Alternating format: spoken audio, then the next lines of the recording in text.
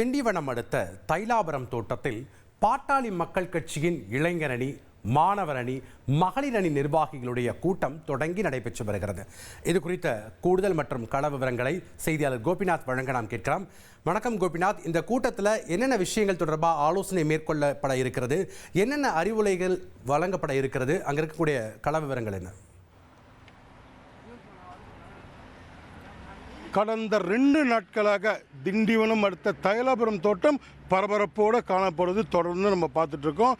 நேற்று பாட்டாளி மக்கள் கட்சியின் மாவட்ட தலைவர் மற்றும் மாவட்ட செயலாளர்களோட கூட்டம் நடைபெறும் என பாட்டாளி மக்கள் கட்சியின் நிறுவனர் டாக்டர் ராமதாஸ் அறிவிச்சிருந்தார்.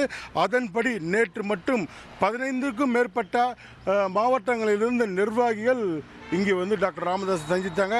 அவருக்கு வந்தவங்களுக்கு டாக்டர் ராமதாஸ் அவர்கள் பல்வேறு அறிவுரைகளை வழங்கினார். இதில் பார்த்தீங்கன்னா முக்கியமான விஷயம், வருகின்ற சட்டமன்ற தேர்தலை எப்படி சந்திக்க போகிறோம், படுத்துக்கொண்டே 50 தொகுதி ஜெயிக்க போகிறோம், அதற்கான அறிவுரைகளை வழங்கினோம் என்பது நமக்கு செய்தியாளர் சந்திப்பில் தெளிவாக சொல்லியிருந்தார்.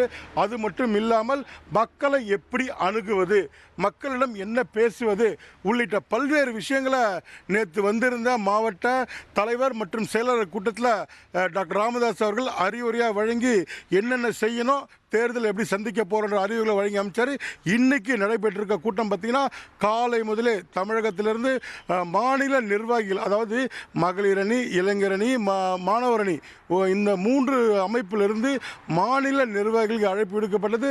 இதில் பெரும்பாலான மாநில நிர்வாகிகள் இங்கே வந்திருக்காங்க. அவர்களுக்கான கூட்டமும் தற்போது டாக்டர் ராமதாஸ் அவர்கள் நடத்திட்டு இருக்காரு. இன்றைய நடைபெறக்கூடிய கூட்டத்தில் பார்த்திங்கன்னா தேர்தலை 2026 தேர்தலை எப்படி எதிர்கொள்ள போகிறோம், என்னென்ன விஷயங்களை மேற்கொள்ளணும், எப்படி வாக்காளர்களை அணுகணும், எது மாதிரியான விஷயங்களை முன்னிறுத்தணும், மக்கள்கிட்ட என்னென்ன கொண்டு போய் சேர்க்கணும், அது மட்டும் இல்லாமல் எத்தனை தொகுதியில் வெற்றி பெறுவதற்கான எந்தெந்த தொகுதிகள் சாத்தியக்கூறுகள் இருக்குது உள்ளிட்ட பல்வேறு விஷயங்களையும் டாக்டர் ராமதாஸ் அவர்கள் நம்ம பார்த்துட்டு இருக்க ஒளிப்பதில் பிரசுரம் காட்டக்கூடிய அந்த இடத்துல தான் தற்போது கூட்டம் நடந்துட்டு இருக்கு. டாக்டர் ராமதாஸ் அவர்களும் அறிவுரை வழங்கிட்டு இருக்காரு.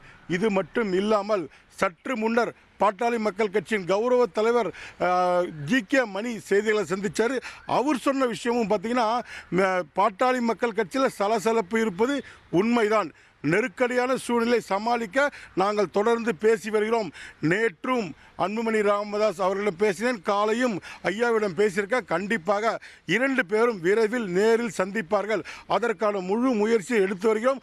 வலிமையான பாமக வருகின்ற சட்டமன்ற தேர்தலை விரைவில் சந்திக்கும் என்பது ஜி.கே. மணியோட தகவலை பார்த்துட்டு இருக்கோம். தொடர்ந்து இந்த கூட்டம் இந்த இடத்துல தொடர்ந்து நடந்துட்டு இருக்கு. நன்றி கோபிநாத், உங்களுடைய கள விவரங்களுக்கு. செய்திகளை உடனுக்குடன் தெரிந்து கொள்ள உடனே சப்ஸ்கிரைப் பண்ணுங்க.